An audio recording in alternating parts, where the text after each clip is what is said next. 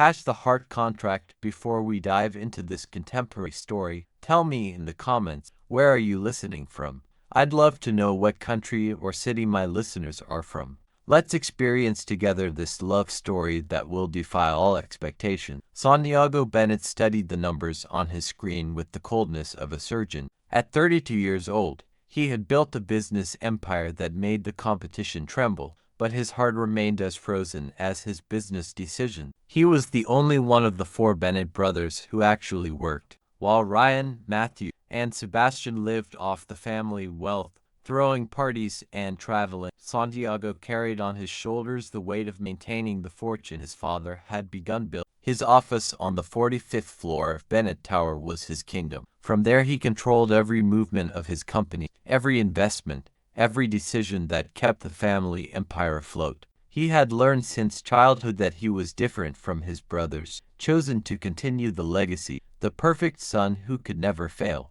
But that Friday afternoon, when his father walked into his office unannounced, Santiago knew the moment he had dreaded so much had arrived. "Time's up, son," said Richard Bennett, settling his heavy frame into the chair across from the desk. "The Herreras are making moves to take away important contracts from us.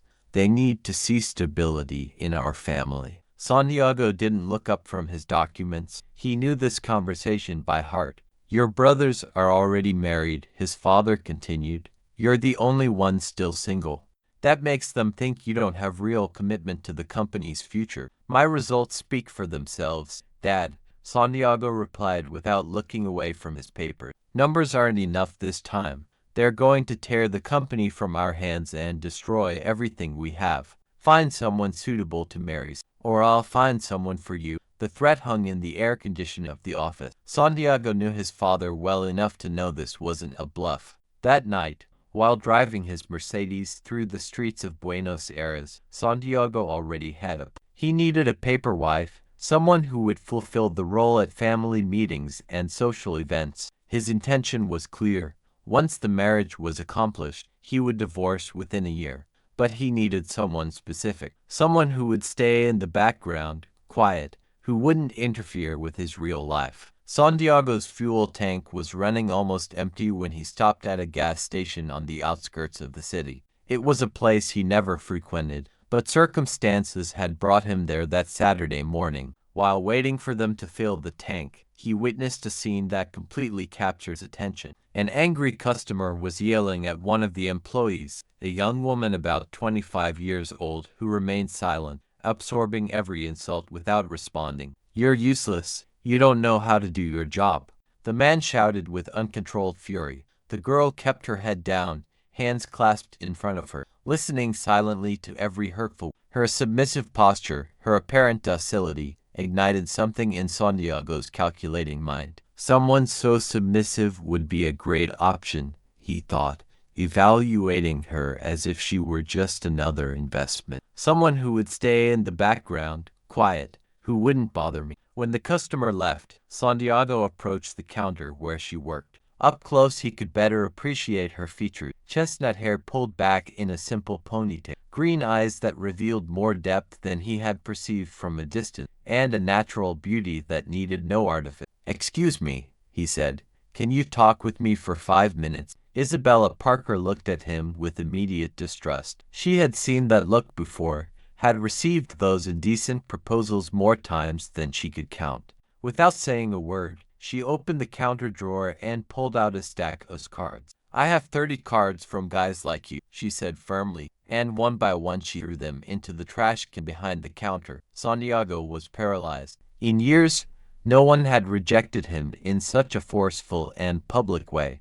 "You didn't seem so bold listening to that man a moment ago," he said, regaining his composure and striking back where it could hurt most. "But don't worry, I don't want anything you're thinking. You're definitely not my type of woman." Isabella felt the direct blow to her self-esteem, but kept her gaze steady. "What I want to offer you is a job," Santiago, completely changing the tone of the conversation. She was surprised, wondering what kind of job it could be. "A temporary job for just 1 year," he added, as if he could read her mind. "Call me and we'll talk." He left his card on the counter and walked away, leaving her completely bewildered. Isabella rented a small room in a boarding house in the San Telmo neighborhood. The place was all she could afford with her gas station salary, after setting aside every possible peso to send to her adoptive parents. She had come to Buenos Aires from a small town in Cordoba with a single objective: to help those who had raised her. Edward and Carmen Parker had found her abandoned on their doorstep when she was just a baby. A neighbor who couldn't take care of her had left her there, and they, unable to have children of their own, had received her as a gift from heaven. Now, over 60 years old and with health problems, her parents depended on whatever help she could send them. But her salary barely covered paying for the room and her basic expenses. She ate poorly, buying the cheapest food she could find, and still couldn't send a single peso home. For several days, the arrogant man's card from the gas station remained in her uniform pocket. She had kept it instinctively, though she had thrown all the others in the trash. Something about him had been different, though she couldn't explain what. It was the call from her parents that finally broke her resistance. "Everything's fine, my love," Carmen told her in that weak voice that tried to sound cheerful. "Don't worry about us." But Isabella knew that voice. She knew that the drought had reached the town, that medicines were getting more and more expensive, that her father Eduardo had worsened with the arthritis that kept him unable to work. That night, with barely a few coins to buy water, Isabella took the only card she had kept and dialed the number. "I accept," she said simply when Santiago. They met at a cafe downtown, away from curious eyes. Isabella had arrived punctually, nervous but determined. She needed that job, whatever it was. Santiago studied her as she sat across from him. Even with her simple clothes and no makeup, there was something about her he couldn't ignore. A natural dignity that contrasted with the desperation he had detected in her telephone voice. "What job did you have to offer me?" Isabella asked directly. "The job would be to be my wife," he replied without beating around the bush. Isabella immediately stood up, her face flushed with indignation. "Wait," Santiago said with an arrogant voice. "I told you that you weren't my type of woman." Those words paralyzed her. She didn't know whether to feel insulted or relieved, but something in his tone forced her to sit down again. "You won't be my real wife," he continued with business coldness. "I just want us to do this by contract. You'll fulfill your role and I'll pay you. You'll be at family meetings, as long as you dress well and don't speak. That's enough. You'll have your own room, separate from mine." Isabella listened with a mixture of horror and fascination. The man was reducing marriage to a commercial transaction. "Think about it and call me," Santiago concluded, getting up from the table. During the following days, Santiago had Isabella's background investigated. What he discovered confirmed his suspicion. A poor girl who just wanted to survive. No biological family, with sick adoptive parents, no resources or prospects. "This will work perfectly," he thought with satisfaction.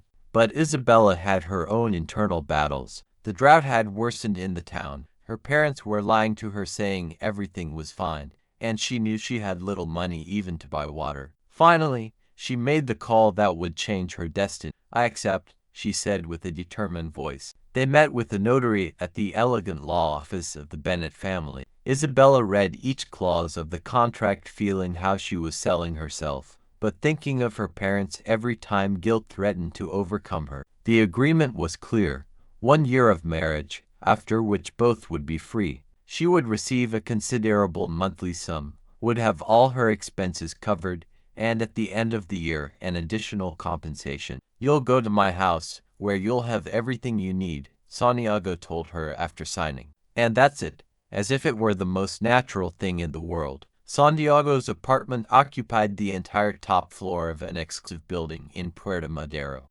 Isabella had never imagined that apartments existed that looked like mansions inside. The high ceilings, the enormous windows with river views, the furniture that seemed taken from a decorating magazine. "Doesn't anyone else live here?" she asked with genuine curiosity, feeling small amid so much luxury. "Of course not," Santiago replied with calculated cruelty.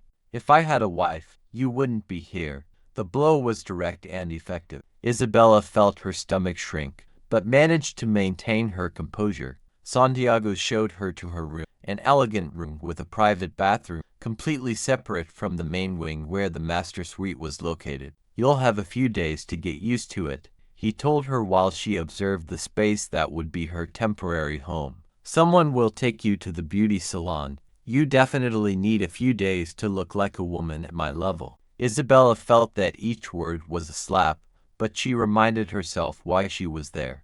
Inside, she wanted to tell him all the profanity she could think of, but she remembered Eduardo and Carmen, the medicines they needed, the drought that was hitting the town. She swallowed her pride once more. 2 weeks later, Isabella Morales had completely disappeared. In her place had emerged a sophisticated woman who seemed to have been born into Buenos Aires high society. The team of stylists Santiago had hired had worked with dedication. Her chestnut hair now fell in soft waves that framed her face. She had learned to apply makeup with subtle elegance, and her wardrobe consisted of designer pieces that enhanced her natural figure. But the most important transformation had occurred within her. Isabella had decided that if she was going to play this game, she would play it better than anyone. The first test came with the official engagement party. Santiago would present her to his family and business circle as his future wife,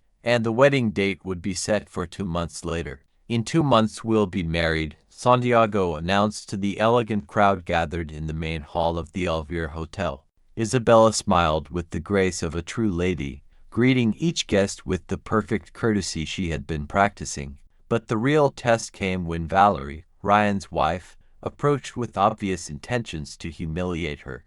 "Dear," Valerie said with a venomous smile, "I'd never heard your last name in our circles. Is your family from here?" "My family is from where the heart finds its home," Isabella replied with serenity, "and I've been fortunate to find it in many different places." The response completely disarmed Valerie, who expected a defensive or embarrassed reaction. Santiago, who had been observing the situation from afar, approached just in time to hear the exchange. He was impressed. She wasn't as weak as he had thought.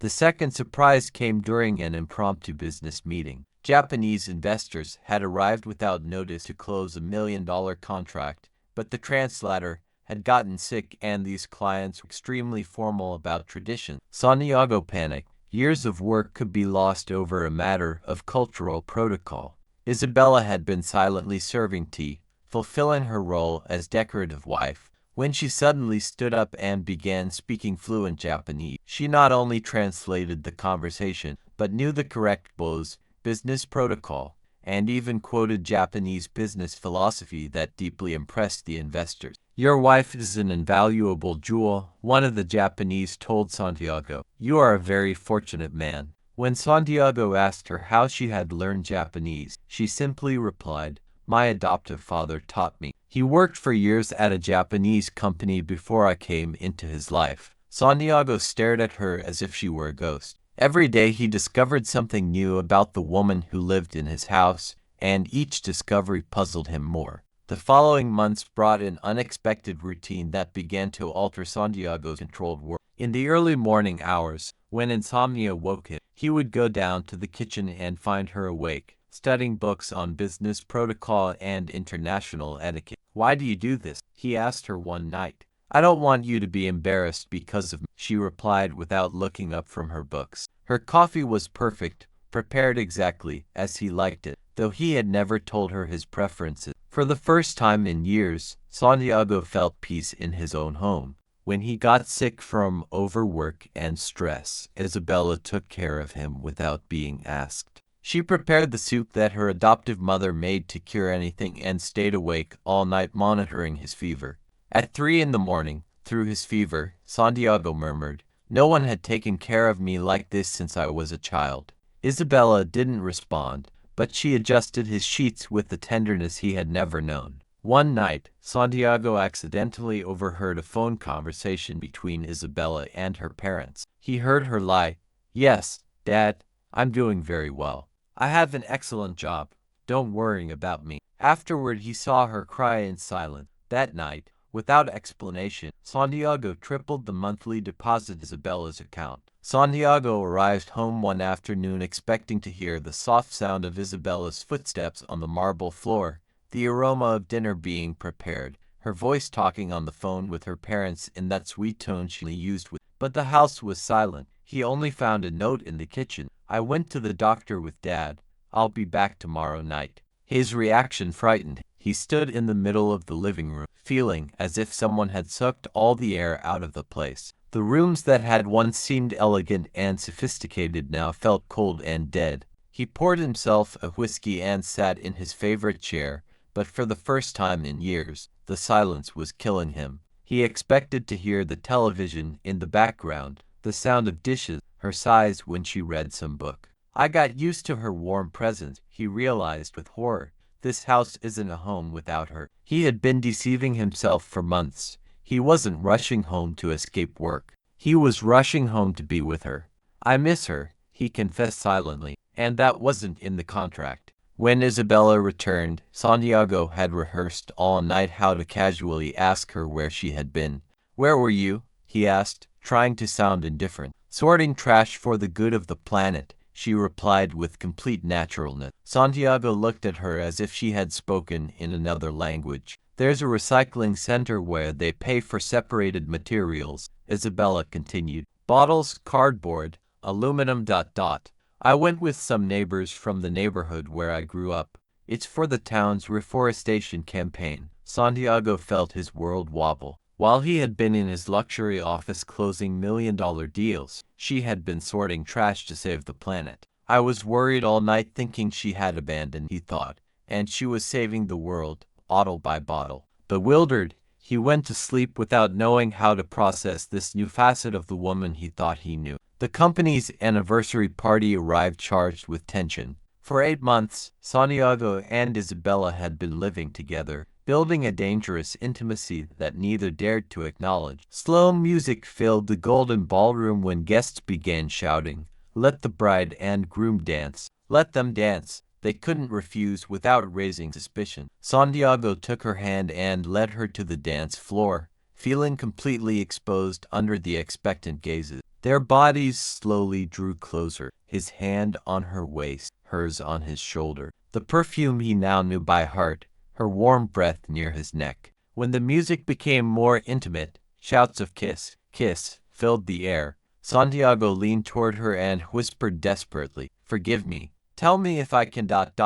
Isabella looked into his eyes and murmured, "It would be my first kiss." Santiago's world exploded. All his experience, all his superficial conquests, and she was offering him something pure that she had never given to anyone. The car ride home was the longest of their lives. The Mercedes engine was the only sound between them, but the electricity consuming them was unbearable. Santiago kept his hands steady on the steering wheel, but his knuckles were white with tension. At every red light, he felt Isabella's presence beside him like a flame. She looked out the window, but he could see her reflection and knew she was also reliving that moment over and over again. First kiss, Santiago thought.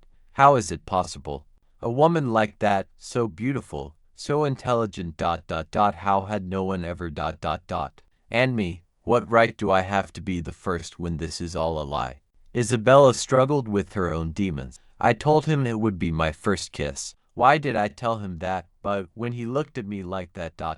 For a moment I forgot this is just a contract. When they arrived home, Santiago turned off the engine, but neither of them moved. The silence now was different, charged with possibilities that both feared to explore. Finally, the question came out of him unfiltered. "You've never kissed anyone?" "No," she replied, lowering her gaze with burning cheeks. A single word that contained her entire history of sacrifice and solitude. "Forgive me," Santiago murmured, with a voice choked by guilt he didn't know how to explain. That night, neither of them could sleep. Santiago paced his room like a caged lion. If she's never kissed anyone, then probably. He couldn't complete the thought, but the idea was driving him crazy. The image of Isabella, pure and untouched, contrasted brutally with his world of empty relationships and meaningless adventures. What kind of monster am I? He tortured himself. She trusts me and I brought her here to use her. and now all I can think about is being the first in everything with. At the same time, in her room, Isabella couldn't stop touching her lips, imagining how it would have felt if he had closed that distant a centimeter. What's wrong with me with this man? She wondered, feeling those strange butterflies in her stomach. This is supposed to be just a job. 1 year and I leave. So why, when he's near, do I feel like I'm going to faint? Is this what it feels like when you like someone? She tormented herself. What if I'm falling in love with him? What if when the year ends I won't be able to leave? The next day's breakfast was charged with a tense silence that could be cut with a knife. We'll have another event, Santiago announced in a professional voice. Isabella brutally reminded herself of her play. I'm only here to be a show wife. What was I thinking last night? At the party, James, Santiago's playboy cousin, approached Isabella with his usual predatory smile. In case you get bored playing married, he whispered to her, slipping a card into her hand. Santiago felt his blood boil seeing the scene and approached quickly, ready to create a scandal if necessary. But Isabella surprised him completely. Without flinching, without drama, she simply tore the card in half and let it fall at James's feet. I'm not interested, she said with an icy calm that left the cousin humiliated. Santiago was paralyzed. She didn't need me to protect her. She can defend herself. And I am lost. But the tension had been building for months, and after 8 months of living together, Santiago couldn't contain himself and, "Are you a virgin?" he asked her directly one night, when he could no longer pretend indifferent. Isabella blushed violently. What makes you think that? Do you see me as so ... What does that have to do with anything? He interrupted her, studying her intensely. I just wanted to know why someone at 25 is still a virgin. But I didn't tell you I was one ... she murmured. Santiago looked at her steadily and his voice softened. It's not a problem. I just want to tell you that I'm glad to know someone who didn't go around or give herself to just anyone. That's a good treasure. Really? Isabella looked at him with enormous eyes, completely surprised. She had never heard that her inexperience was something valuable. For years she had felt shame for being different. Do you really think that? Came out in a sigh. The way he looked at her, with respect, with something that seemed like admiration, made her feel those damn butterflies again. My God, she thought, I want it to be him. I want him to be the one to teach me everything. Santiago could no longer keep lying to himself. He had fallen hopelessly in love with who she was. It wasn't just her beauty or the novelty. It was her soul, her silent strength, her natural intelligence, her genuine purity in a world full of falsehood, the way she took care of every cent to send to her parents, her unbreakable dignity. I fell in love with her noble heart, he confessed to himself, with the woman who sorts trash to save the planet while I only think about making money. The terror that paralyzed him was how to confess that he had brought her with deception, when now she was the most real love he had felt in his life. One afternoon he arrived home nervous, something unusual for him. Would you like to have dinner with me? He asked her, not out of obligation, just ... The two of us. She looked at him surprised. In 8 months they had never had a real date. Santiago took her to a small French restaurant, away from places where they might encounter acquaintance. He had chosen every detail thinking of her. For the first time they really talked. He told her about the pressure of carrying the family empire since childhood. She told him about her dreams of studying, of seeing the world. They laughed, looked into each other's eyes without the usual tension. For the first time, Santiago saw Isabella relaxed, being herself. When they returned home, he accompanied her to her bedroom door. The silence was different, charged with tenderness. Thank you, she whispered. It was perfect. Santiago slowly approached and caressed her cheek. May I ... Their first kiss was soft, sweet, full of a tenderness that neither had known. Their lips barely touched at first, then deepened when she responded shyly. This is the most beautiful thing I've lived, Isabella thought as their hearts beat in unison. This is what it feels like to be loved. One morning, Santiago entered the kitchen where Isabella was having breakfast. He carried some papers in his hand, but his expression was completely vulnerable. I tore up the contract, he told her without preamble, leaving the torn documents on the table. What? Isabella jumped up, her heart beating wildly. Why? Did I do something wrong? I fell in love with you, he confessed desperately. I can't keep pretending this is temporary. I want you to be my real wife, forever. But but the money I received. Her eyes filled with tears thinking of her parents. That was because we had a contract before. Santiago took her trembling hands. Now, together, what's mine is not as payment, but because you're my real wife. Isabella broke down. Months of containing emotions, of believing it was only temporary, of falling in love in silence. Everything exploded. Me too.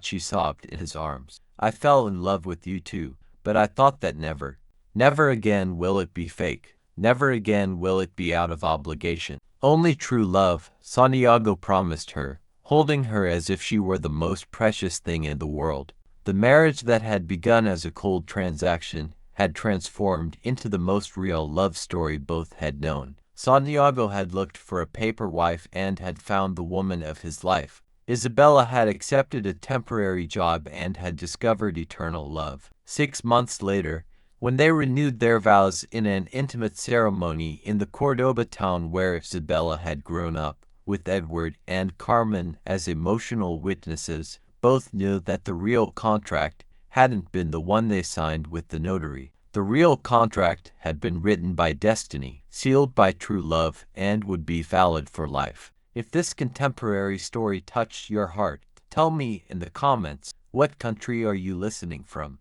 If you didn't do it at the beginning, I'd love to know which scene moved you most deeply. Give it a like if you believe true love can arise in the most unexpected circumstances. Share this story with someone who needs to believe in second chances, and subscribe for more stories that will move you to tears. If you made it to the end, leave the words true love in the comments.